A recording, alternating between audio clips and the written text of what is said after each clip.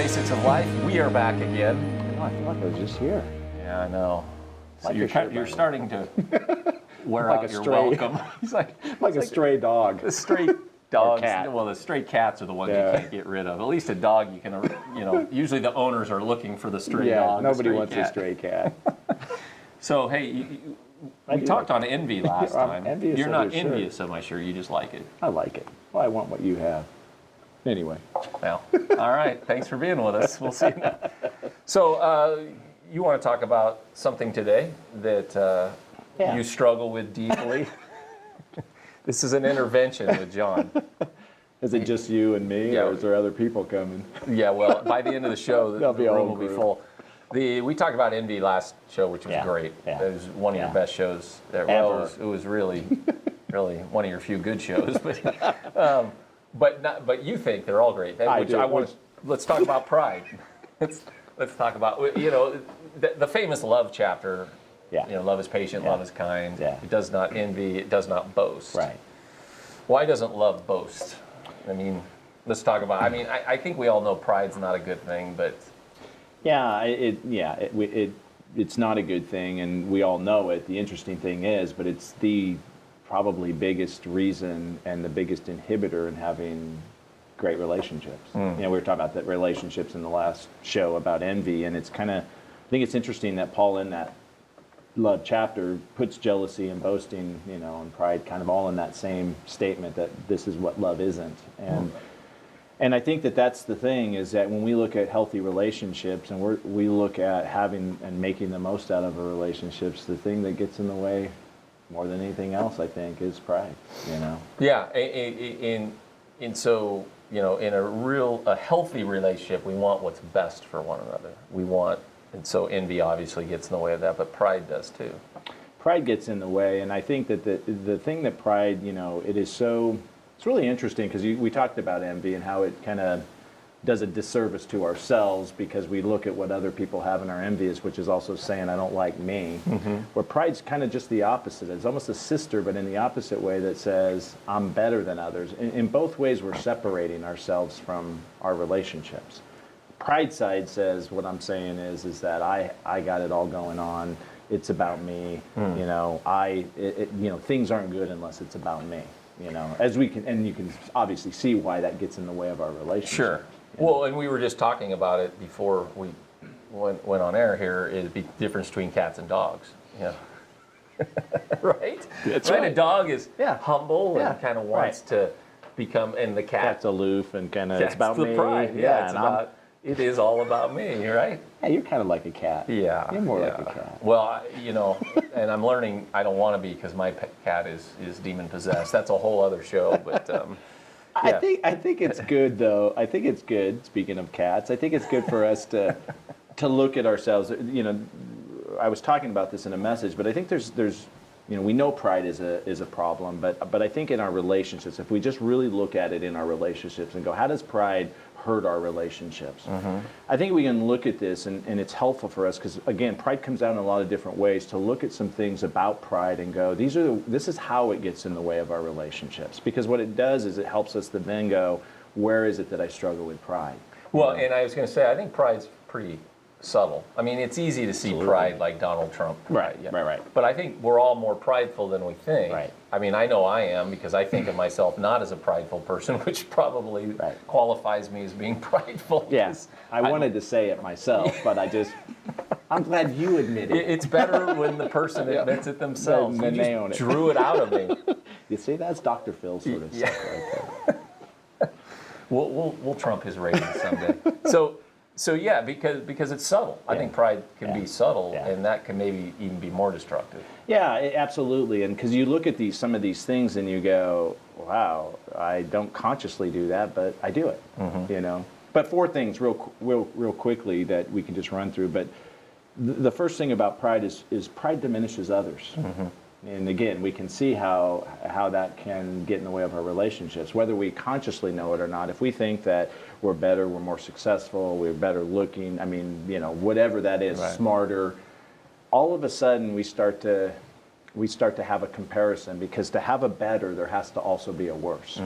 And so what we do, consciously or subconsciously, is to start to separate, to go, I am diminishing another person by saying that I'm better at this stuff. Right.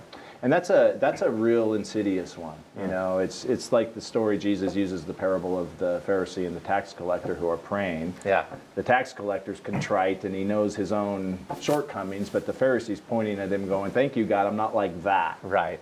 And as blatant as that is, we kind of do that. Yeah. Right. And I'm not saying even it has to be externally, that out loud. It's even what we're thinking. And so pride diminishes others in that we're going to treat people differently if we think we're better than them. Yeah. You know? Yeah. That's good. The second one is that pride needs to be the center of attention. Oh. I'm 2 for 2. I should say, instead of pride, Ken needs to be the center of attention. What they should do is you should just talk, but just keep the camera on me the whole time, and I'll be the poster And then child. have the statement underneath it. But it does. I mean, again, the thing is that when it's all about us, and again, these are not, like you said, you got the obvious ones that you see people and go, well, that's person is pride. But when whether we're introverts or extroverts, if it's about us, Right. When I'm around people, when I'm there, and it has to be about me, what I'm doing is I'm taking the focus off of other people.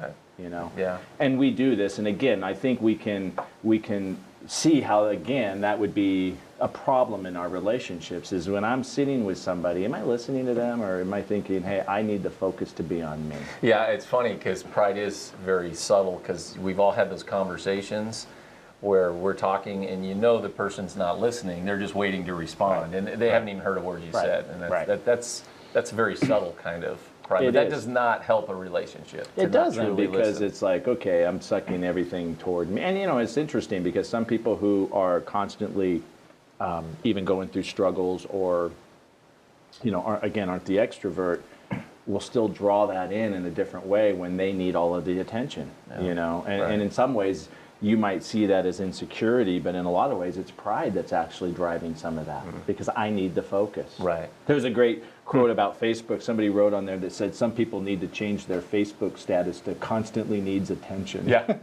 Constantly need likes. Yeah, constantly. exactly. Yeah. So pride needs to be the center of the attention. The third one, which I think is one of the biggest ones, is pride needs to talk. Pride likes to talk. All right. We're done. We're done. Hey, think about it. So what are the three? The three are pride diminishes others. Pride needs to be the center of attention. and pride needs to talk. Pride needs to talk. And this is the biggest indicator of pride. I'm not listening. Blah blah blah blah. See, you're still talking. I rest my case. Oh, you win.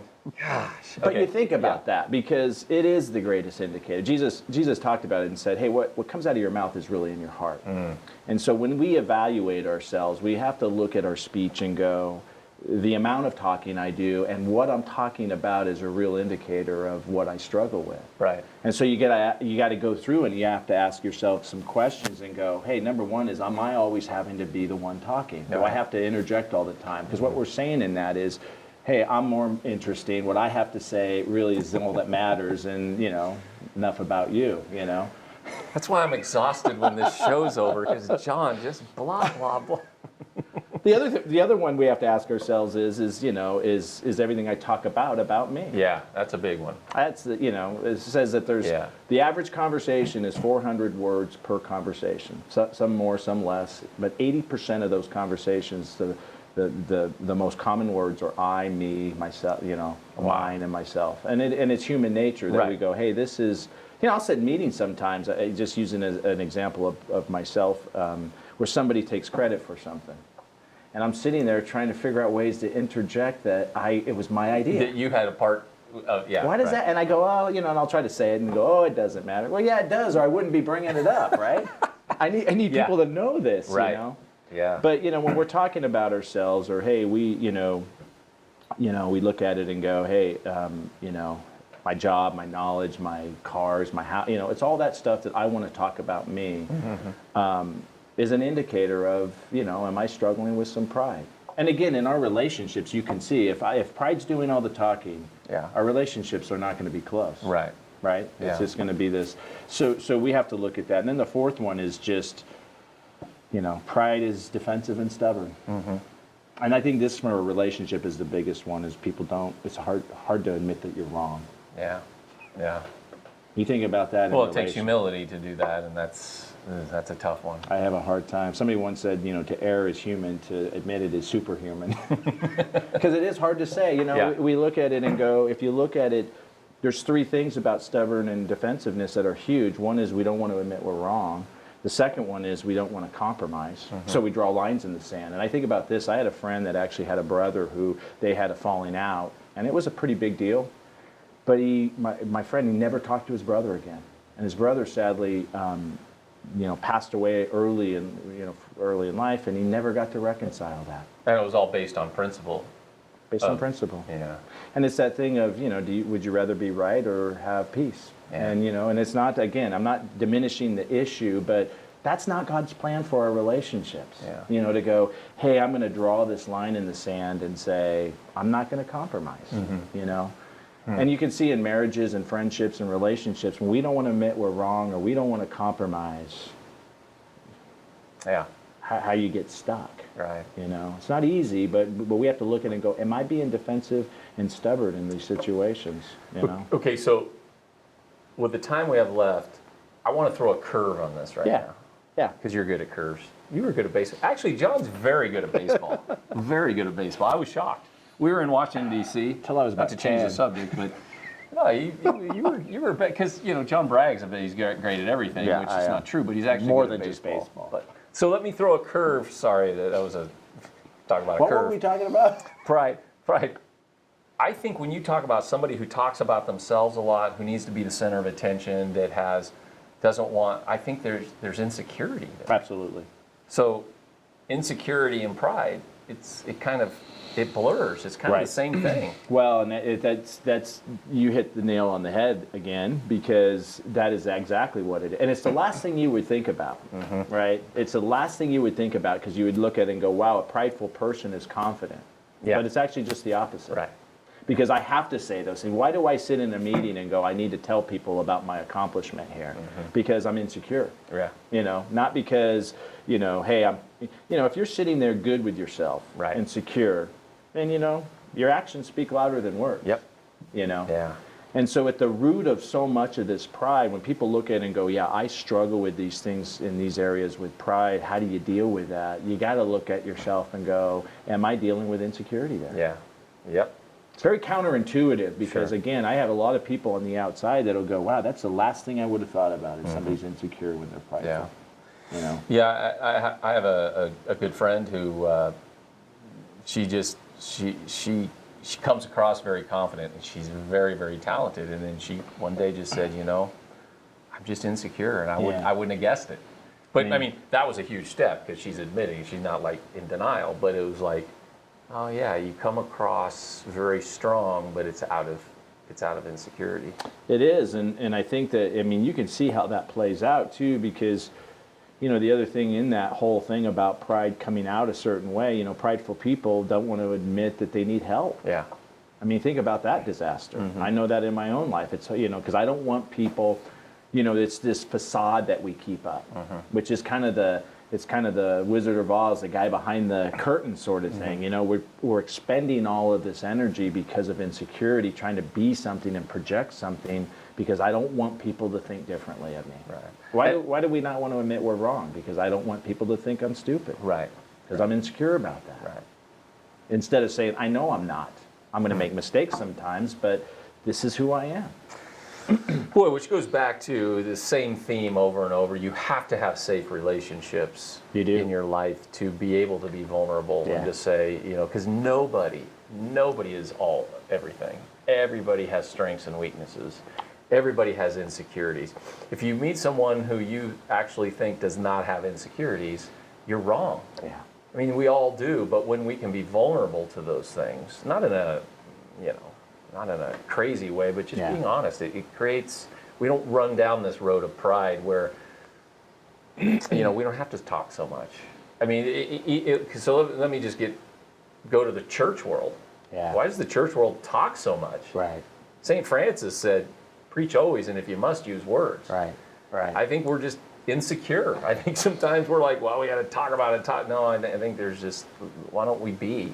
Why don't we be who we're supposed to be? And yet I think there's, It's so huge. I think it comes back to, and this goes back to envy and pride being so partnered, because, I love the basketball analogy that, we have to have a view of ourselves that's not underinflated or overinflated, because neither one of them work. Right. You think about an underinflated basketball, overinflated basketball doesn't, it bounces off the shots or, You can't make a basket. It's just. I used to use that excuse that it was overinflated. Rim's too tight. Too much air in that. that. Then they reminded me you actually have to hit the backboard for that to be the problem. Let it rain. But it's that realistic view of it comes back to that same thing, is with envy, because envy starts to get this underinflated view, and but yet the other side is this overinflated view, So I think it comes back to really the same thing is us having this healthy view of ourselves. Right. My grandmother used to say, hey, you're no better than anyone and you're no worse than anyone. I mean, it sounds simple, but you go, that's the viewpoint that says, hey, I'm not perfect, but that's okay. Right. I don't have to be. Right. We have to focus on how God has gifted us, and we also have to be okay with what we're not good at. Yeah, boy, that's liberating. Was that Grandma Moses? Was that your Grandma Moses? No, I'm sorry. It was Grandma Noah. So I got a great name for you, but it was Grandma. I don't know. There's a great name. He's passed away, but he's an author. You're gonna love his name. His name was Winky Pratney. Winky Pratney. I think he's passed away. That's awesome. If he hasn't, sorry. But you mentioned great writer, theologian, philosopher, all of this. But he talks about the obvious pride. Yeah. But then, and a lot of that has to do with insecurity. Hey, I got to look bigger than life. I got to look like I'm something that I'm not. When you're insecure. But then he called there's another pride which dishonors God, which is worm pride.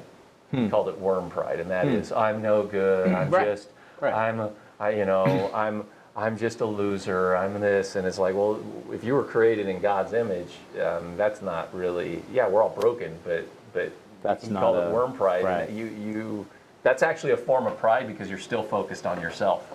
Right. You're still saying, woe is me. It goes back to that thing of this being the center of attention.